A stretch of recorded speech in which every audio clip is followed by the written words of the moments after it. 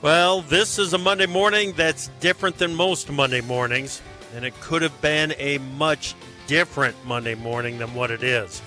The Republican National Convention is starting today, and thankfully, the party's nomination for President of the United States will be there.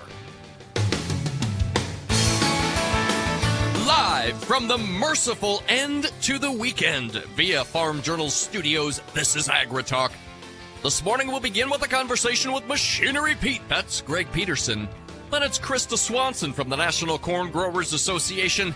And later, Ambassador Kip Tom. Directly following the news, Brett Waltz from BAM WX. I'm handsome newsman Davis Michelson. Now here's the host of AgriTalk, Chip Flory. All right, Davis, welcome to AgriTalk, everyone. Yeah. Thank you so much for joining us on this Monday morning. When we went home on Friday, Davis, this is not what I expected to be talking about on Monday morning. There are a variety of reasons why I am glad that weekend is in our rearview mirror. Yeah. Not the least of which is the heat, which we would love to see move off here. But, of course, the incident involving former President Donald Trump, Chip. Right. It's a shocking happening. We got so close to this.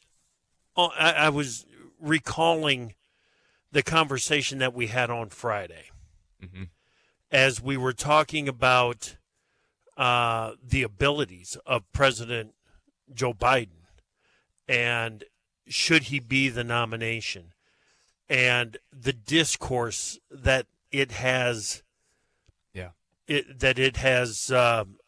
fired up in this country. And Davis, at one point, Jim Wiesmeyer was close to saying it. At another point, I could hear it in Sean Haney's voice that something bad was going to happen. You could just get the feeling from the conversation that some things were being left unsaid. I think the whole country could feel it, that it was building to something tragic. But I don't think anybody would have said, there's going to be a killer on a roof in Butler, Pennsylvania, right, and he is going to take aim at former President Trump and pull the trigger. I don't think that was that was anticipated by anyone. Well, this is an unexpected chance for both of these men to show their leadership, and I will give President Joe Biden credit. His short press conference immediately following the event, he was what he needed to be. Yep, right. Yep, he did a great job on that. It was very good. Yep, very good. And I have not seen it yet, but I do understand that former President Trump is beginning to talk about what happened on Saturday. I haven't been able to see any of it yet, been working on some other things. Kip Tom, Ambassador Kip Tom, CEO of Tom Farms over in Indiana, was at the event. I've talked with Ambassador Tom already this morning. He is going to be on with us at the end of the show. It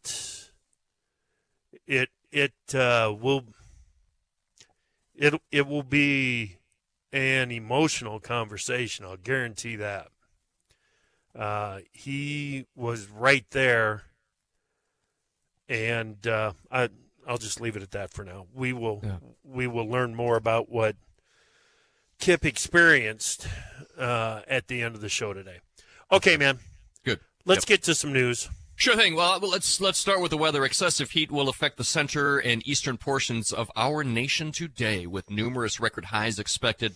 The combination of heat and humidity along and ahead of a cold front will focus showers and thunderstorms. Storms could be severe from the western high plains, Midwest into the Great Lakes region. Locally, heavy rainfall may result in isolated instances of flash flooding. Sounds like a shift coming up here, but we've got Brett Waltz to fill us in here in just a few minutes. Yeah, he will give us the details on the severe weather that is potential for today. Well, Dr. Vince Malanga argues for an early rate cut to stabilize real estate markets and facilitate financing of public spending.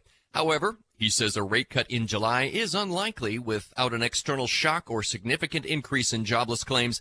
The Fed's July meeting is expected to discuss an interest rate cut, balancing inflation and real activity. Most are saying if there is a cut, we're looking at September, maybe December. Chip? Yeah, I think they want some more CPI, PPI data first because don't forget last week the CPI told us that the inflation was slowing. PPI suggested that the inflation rate is not slowing. And the costs that the producers experience will eventually pass those on to consumers. So you can't move too quick. Yeah. Well, Chip, Colorado reported 4 confirmed infections of the H5N1 virus in poultry workers and is checking on the status of a 5th suspected case. This according to health authorities. The workers showed mild symptoms from conjunctivitis, that's a lot like pink eye, Chip, to respiratory signs, though none were hospitalized.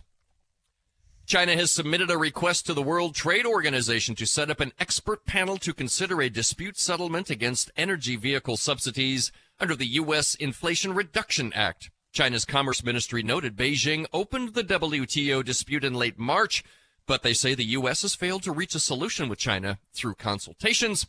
And quickly here, the cost of a first-class postage stamp rises by 5 cents, tied for the highest jump ever as the U.S. Postal Service navigates reduced volume and a projected net loss, Chip, of $6.3 billion this fiscal year. Over to you. All right. Thank you very much, Davis. Let's bring in Brett Waltz, BAMWX.com. Good morning, Brett. Hey, good morning, Chip. Okay. Today, it's a colorful map when you look at the severe weather risk, isn't it? Yeah, I'm quite concerned actually of some damaging wind potential, especially across eastern Iowa, northern Illinois, northern Indiana. Those storms will really start to fire off late this afternoon across central parts of Iowa and then kind of develop into a cluster of storms diving down to the south and to the east. We had one of those last night. I think this one can pack more of a punch. I wouldn't be shocked to see a swath of 65 miles per hour plus winds across eastern Iowa, northern Illinois, northern Indiana. Wow. And the timing on that, would that be closer to evening than this afternoon? I'm just trying to put a timing on it. Yeah, for sure. Yeah, I think more so into this evening, may initially be late this afternoon, but in terms of the wind threat, I think you're looking at eastern Iowa kind of 6, 7 p.m., and then closer to the early overnight into northern Illinois, northern Indiana. Okay. The temperature trend, if you're looking for some cooler temperatures, it looks pretty good into the second half of the week, doesn't it? Yeah, it's going to feel a little bit more like spring, actually. Temperatures in some spots not getting out of the 70s, which is rare for mid-July standards. Hot in the short term, but temperatures well below normal as we work late this week and really lingering more seasonable to cooler all the way through much of next week for a lot of the growing regions. Man, there's going to be a lot of pollen shed second half of this week in cornfields across. It's going to be really good for it. Really good for it. Longer term, the last part of the month, any trend changes there? No, not really. I mean, overall, maybe a little drier north, but as a whole, I'd say weather conditions pretty favorable. No red flags, man. That's what I'm hearing. Yep, overall looks pretty good. Excellent. All right, Brett, thank you so much. Appreciate you, man. We'll talk to you next week. Thanks, Chip. You bet. Brett Waltz, BAMWX.com. Check them out, guys. Coming up next, we are talking used machinery with Greg Peterson, Machinery Pete.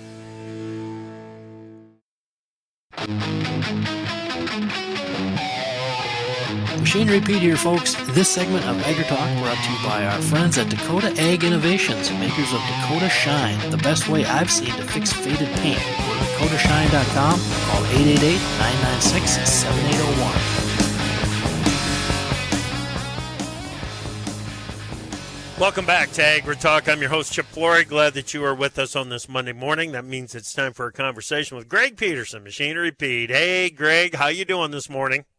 Well, I tell you, I feel like I'm ready to run through a brick wall hearing one of my favorite classic Van Halen lead-in songs there.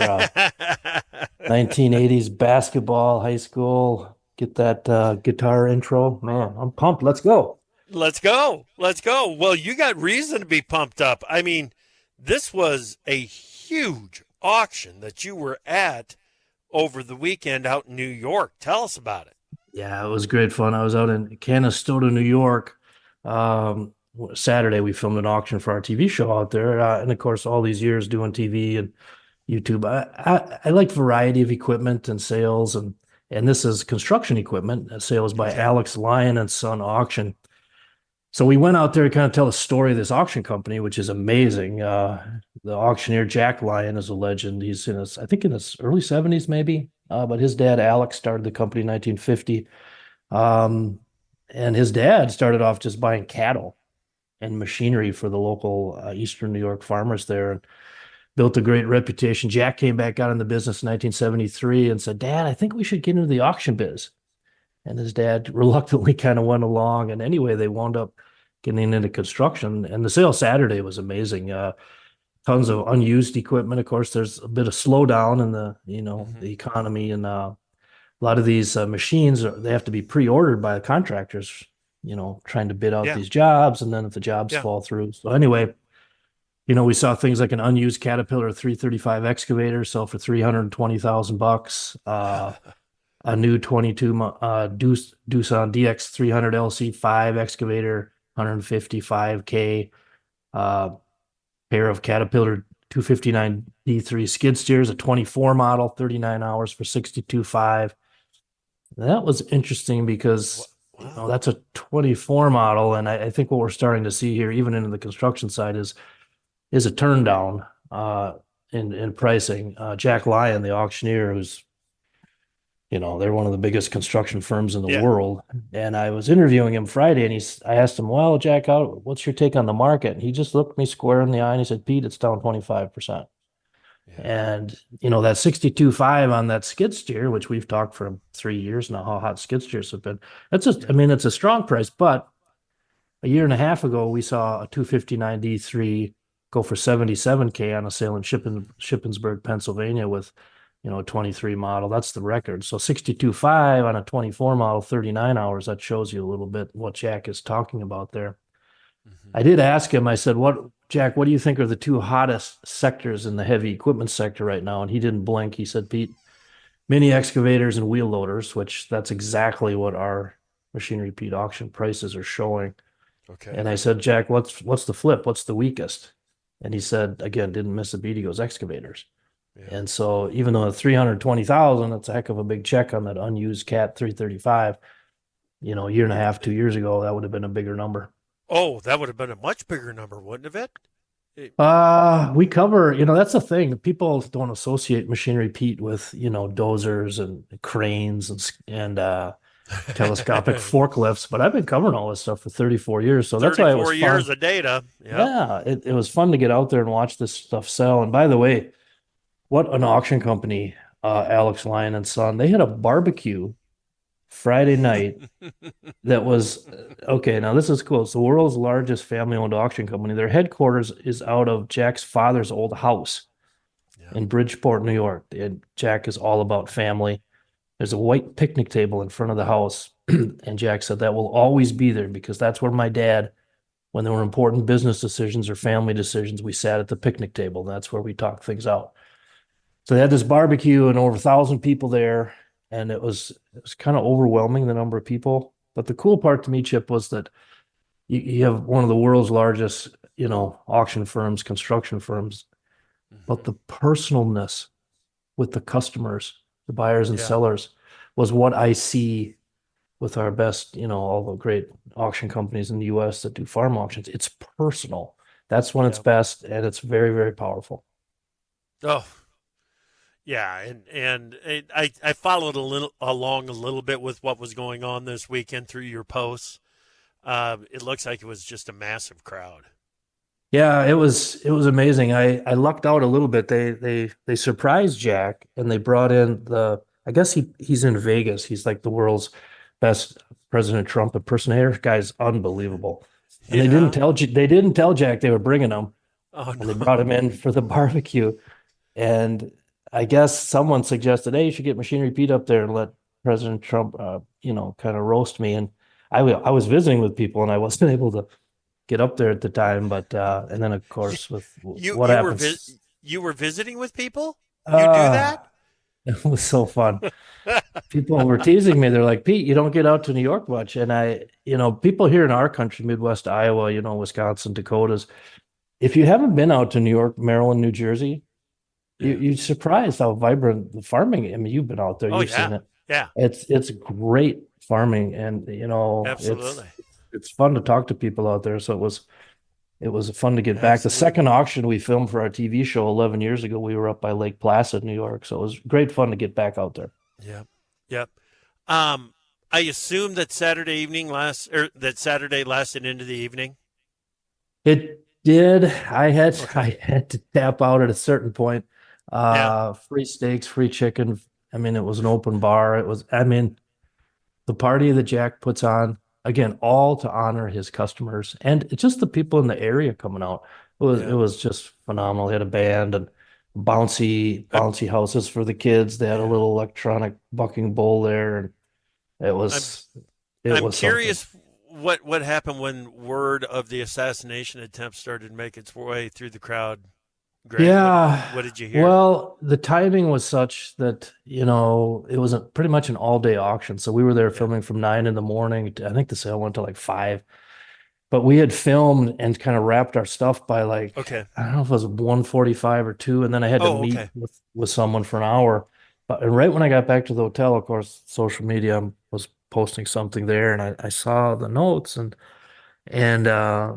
knowing Jack Lyon is a huge President Trump supporter, and I felt for the folks, everyone obviously. We're just so glad that the result was, but still wasn't worse. The guy who lost his life protecting his family. I mean, it's just brutal, right? And it's a sad day. It is. There's no question. Okay. What are you learning from the conversations that you're having out there right now, Greg? Yeah, there's, when you hang around, it's the live in-person auction is what I've always loved most about it is just, the people you talk to and the things you hear. Now, in this case, I was out with contractors and buyers and sellers from all over North America, all over the world, actually.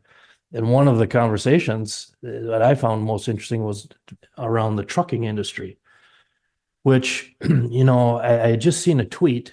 I think one of my followers owns a small transportation firm and tweeted out that it was the hardest day he's ever had. He had to cut the salary of all his employees to stay in business because of the slowdown.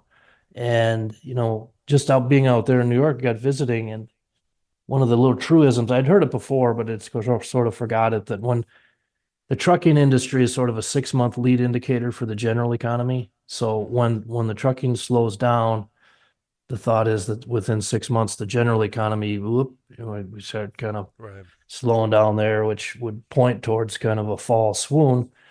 Conversely, when trucking takes off, like it did, back in the supply chain mess, and when things were picking up coming out of COVID, that trucking picks up first and then the economy picks up. So anyway, there's just chatter out there right now. I'm not trying to be any kind of prognosticator. I find the data points, obviously, that we have with our pricing, but then combined with the chatter, what people are feeling and in their businesses is a potent mix. Yeah. Okay. Very quickly, you've got a really cool story out there on a white 2-135, 51 hours over in Ireland. Give me 15 seconds on that one. Yep. Check it out, folks. Machinery Pete YouTube channel. There's a preview. The auction is July 31st. It's a total barn find situation. One of my friends in Ireland shot a walk around video. It is a cool story. And hearing his Irish accent telling the story makes it 10 times better. Morgan O'Flaherty is an awesome guy. Awesome. And then August 16, a big collector auction happening. Yeah, out in Rock Valley, Iowa. Watch Machinery Pete YouTube. I'm going out to film a preview this week. It's one of the largest Minneapolis Moline collections ever assembled at auction. It's going to be unbelievable. Fantastic, Greg. Zomer Auction is the company on that one. Zomer Auction. All right. Greg, good stuff, buddy. Thank you so much. Be safe, and we will talk to you next week. Sounds great, Chip. All right. Greg Peterson, Machinery Pete. Okay. It's kind of a corn economy out there, isn't it? Well, we'll figure out just how much of an influence it has from Krista Swanson, chief economist, NCGA, next. Did you really say that? Corn economy. Time for Markets Now with the experts from ProFarmer. Joining us now, ProFarmer editor Brian Grady. Beej, I think you better start with the soy complex. It seems to me like that's the leader to the downside here this morning. Well, definitely heavy pressure in the soybean market, Chip. So follow through selling to last week's, the poor performance on Friday, and new for the move lows in soybeans this morning. Meal market, it's a little bit weaker, as is soy oil, though soy oil is well off its intraday lows earlier in the session. Okay. So, but a weak tone there. Same in the wheat market, double-digit losses there as well, and new contract lows in wheat futures this morning. Corn, it's been holding up relatively well, but we are leaking to session lows as we speak, so it's trying to do its part the best it can, but heavy spillover pressure for both wheat and soybeans at the moment. Yeah, and it's new low in the corn market, isn't it? Yeah, we continue to erode here technically across the no, it's not. Markets. I'm sorry, no. D's corn has not posted a new low yet. We're still above Friday's low, so a little bit of hope left in there. Sorry about that, Beej. Okay, take us over to the livestock trade. What are you seeing there? Well, live cattle futures, they started out with a little bit of a firmer tone, but now adopted somewhat of a weaker tone. Still trading well below the cash market. We'll have to wait and see where the average from last week came in at officially. That'll come later this morning, but it was down and down pretty notably. Because of the weakness in the corn market, we are seeing a little bit of a firmer tone in feeders here. And then the hog market is trying to work to the upside, but just modest gains in most of those contracts at mid-morning. All right, good stuff, Brian. Thank you. That is ProFarmer editor Brian Grady on Markets Now.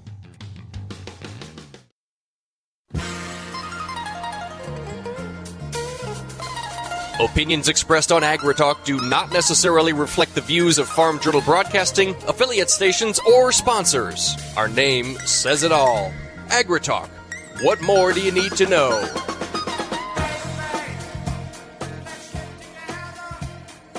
Welcome back to AgriTalk. I'm Chip. Glad you're with us.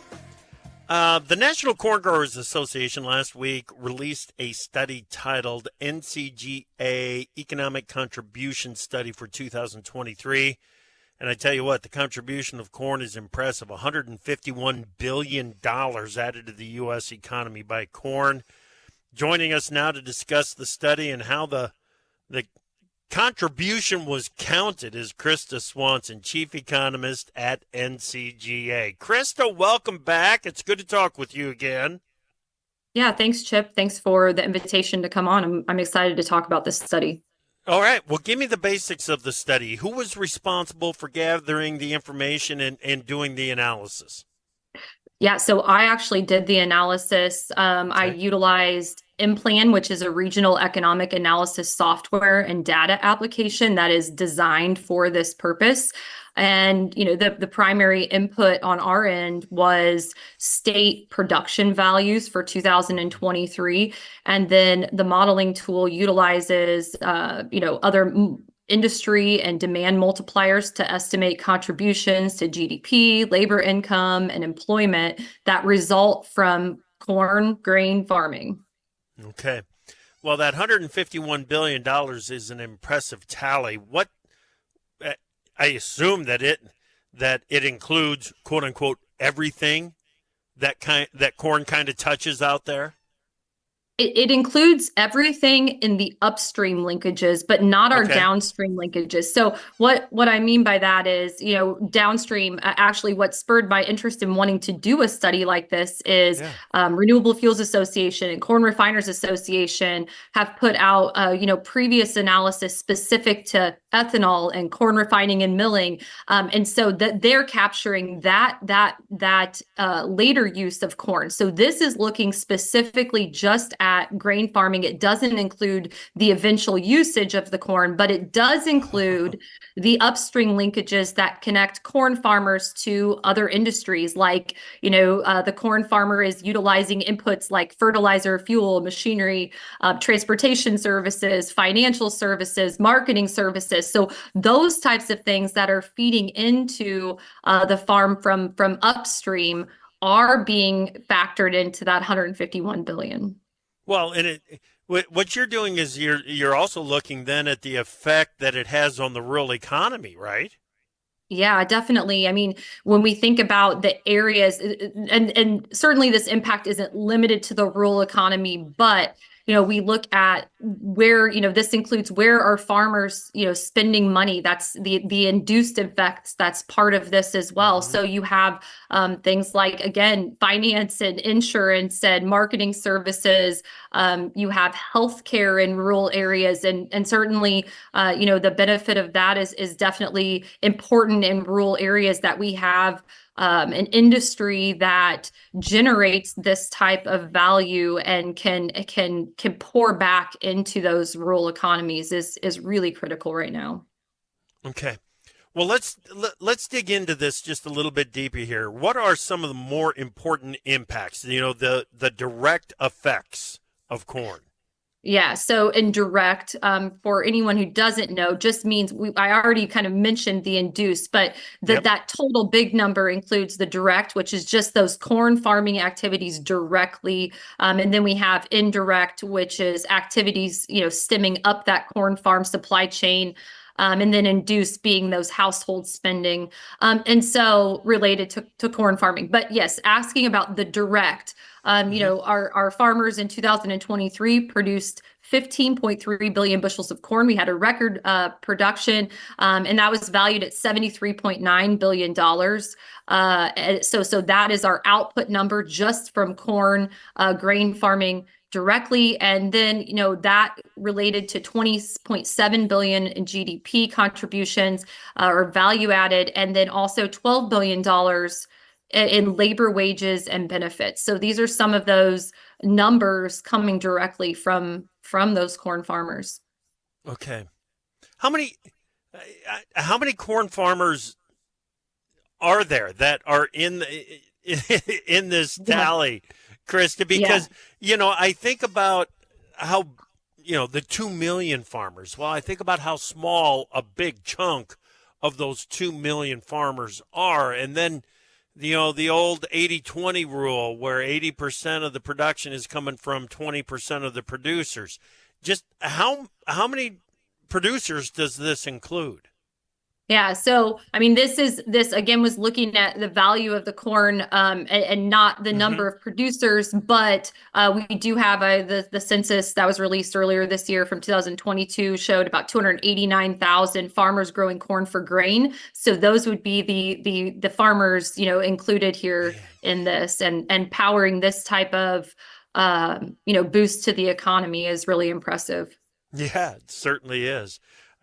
When you've got 280,000 or 290,000 producers out there that are fueling the economy, it's got to have a big impact.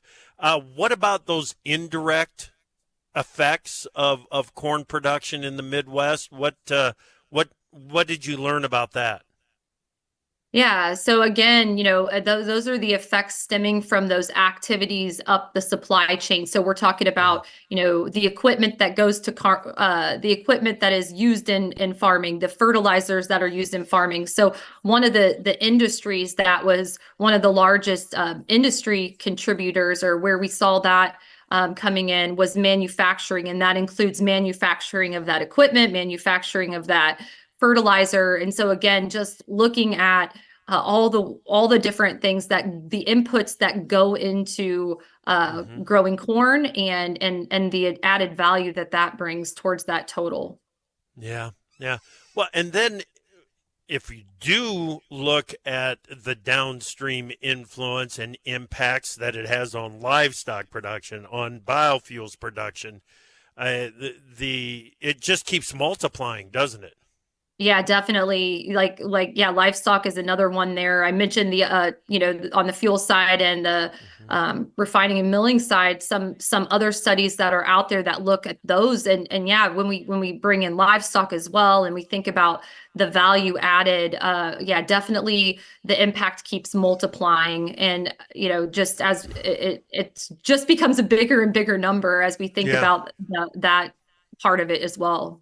Yep. Now these numbers are for 2023. So Yep. when we see that 73.9 billion of value on corn, that's a big number. It's not going to be that big in 2024, is it? Yeah, that's a big number. And really, you think about where prices were last year, better than the outlook for 2024, but also lower than where we had been. So you think about the number of bushels produced, and what that number could have been if price would have been even higher last year. But yes, as we look ahead to 2024, looking like we'll have a lower corn production in this year. That's kind of part of the normal production cycles and crop rotations that we tend to see. And then we also have the outlook for lower corn price right now too. So, I mean, it's not going to be surprising if that number's lower for 2024.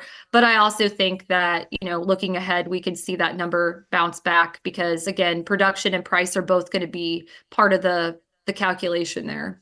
Yeah. And I realize that this is starting to stray a little bit outside of your area of expertise, but that smaller number that we're looking at in 2024 and even the big number in 2023 is an example of what it could be. I mean, then we look at some of the foot dragging that is happening on this farm bill, Krista. Good grief. They got to get this thing figured out and move it forward. We need, not only do farmers need the confidence, so does the banking system is what it's coming down to. Yeah, we definitely, that's really important. And actually one of the reasons that the timing of this report last week, I'm actually talking to right now from Washington, D.C. and we have our action teams and growers in our states out here this week, and we'll have a session of Corn Congress on Thursday. But on Wednesday, we'll be hitting the Hill. And, I think one of the things that this report shows is, corn isn't produced in all 50 states, and it's not a big, even in some of those states, the value of production in those states is lower directly. But this shows the impact that corn has in all 50 states, and it should be important to all of our lawmakers. And there are carryover impacts in all of those states, and I'm hoping we can use that as we, have some of those visits with legislators and point out how important corn is to the economy and the importance of a farm bill as a, risk management tool and what farmers need for some certainty going forward. Yeah. Yeah. Boy, that's a doggone good use of this study right there, putting it in front of the lawmakers, the decision makers, and hopefully it creates a little urgency to move this farm bill ahead, correct? Yeah, definitely. That's what we'd like to see. Yep. All right, Krista, hey, good luck with that. Travel safe, be safe while you're out there in D.C., and we will talk to you again sometime soon. Okay, great. Thank you. All right, you bet. That is Krista Swanson. She is the chief economist for the National Corn Growers Association.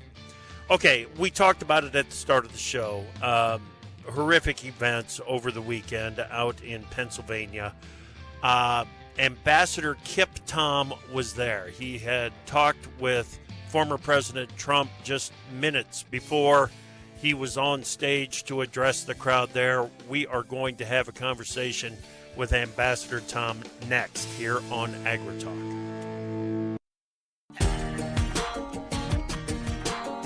If the world is your oyster, we've got pearls of wisdom on AgriTalk. Welcome back to AgriTalk. I'm your host, Chip Flory. We've got news anchor Davis Michelson with us. Hello. As well. Kip Tom, U.S. Ambassador to the United Nations Agencies for Food and Agriculture under the Trump administration, also the CEO of Tom Farms in Indiana. Ambassador Tom was with the former president on Saturday in Butler, Pennsylvania, and he joins us right now. First, Ambassador Tom, we are certainly glad that you are okay. Tell us about what you saw and what you heard Saturday when that assassination attempt happened. Well, I want to start out by saying, my heart and condolences go out to the family that lost a husband, a father, a neighbor, a firefighter that was sitting about 15 foot behind me that shielded his family from the fire, the bullets that were coming into the theater area where the president was speaking. So, and I also want to say thank you to all of the armed service guards that were there from the Secret Service through the local sheriffs and counties that were there to make sure that we had a safe environment. Unfortunately, I feel that there was probably a failure at the very top of the Secret Service in providing adequate resources in terms of human talent and the technical knowledge to get things done at that event to protect us all. But, I'll put it this way. You had tens of thousands of people. I'm going to set the stage here, I guess. Tens of thousands of people coming in through the gate, starting at 8 a.m. in the morning. The temperatures are 95 degrees, humidity 60, 70%. You could bring in snacks, but really the only thing there was water, bottled water, and they pushed it out to everybody. But these people were here to hear Donald Trump speak and talk about his plan for America. And, so at 4 o'clock in the afternoon, I finally arrived at my seat. We heard speeches from 4 or 5 different contributors between 4 and 5. And then about 5 o'clock, there were 6 or 7 of us escorted out by Secret Service to meet up with the president for a few moments. And then following that, we were brought back into the area where the president was going to speak. And I had a front row seat, but I think everybody in that audience actually had a front row seat to just see what had happened on July 13th in Butler, Pennsylvania. So once the shooting started, it was clear, people took notice to it. You saw people get down, but a very unfortunate situation. Okay. What was your thought? When you heard the gunshots and saw former President Trump react, what were your thoughts? I'm a little older than some of the people probably listening to this call. They may not recall the JFK assassination, but my mind quickly, as soon as I saw or heard the bullet, the gunfire, as soon as I saw the president go down, the first thing that flashed in my mind was the JFK assassination and just what all transpired after that and how our nation actually changed course when we went under Lyndon B. Johnson and just how the administration at that time dealt with the plenty of issues that our country was facing at that time. So this could have been big event, changing the pathway for our nation going forward in the future. But fortunately for the president, he's okay. Yeah, and it still could be an event that changes our nation for the better. What's your hope for how the nation reacts, Kip? I tell you what, it almost feels a little bit like what 9/11 did. People seem more unified. When I watched the people leave where the rally was being held there in Butler, Pennsylvania, you saw people that didn't know any of the other ones there helping the elderly get out. They helped them with their children. Everybody put their arms around each other and worked as one as they left in very calm situation. I can think of other things that could have happened. It could have been people stampeding out of the place. But the reality is people remained calm. They were unified. They were talking to each other.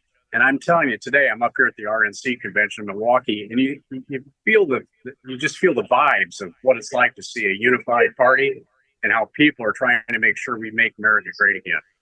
Okay.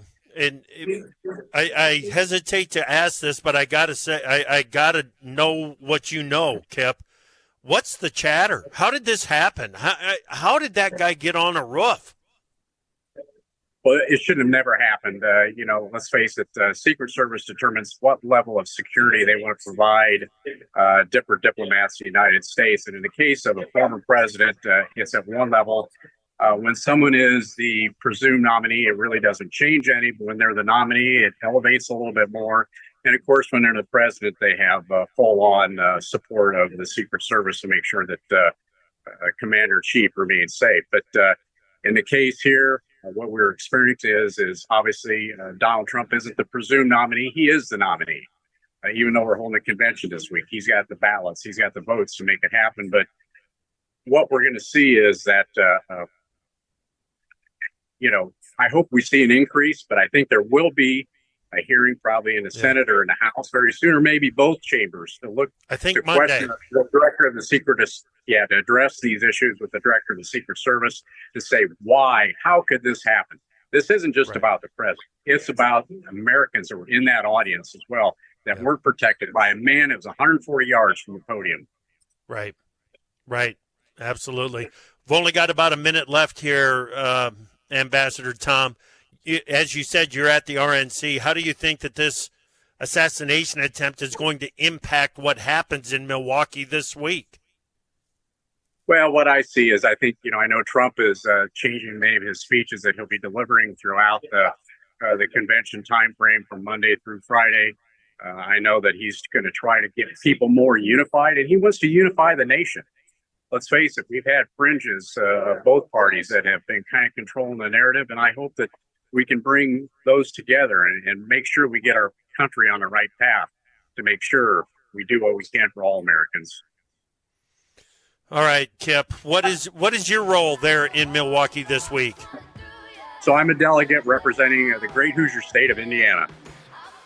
Outstanding, sir. Thank you so much for making time again. We are very happy that you are safe.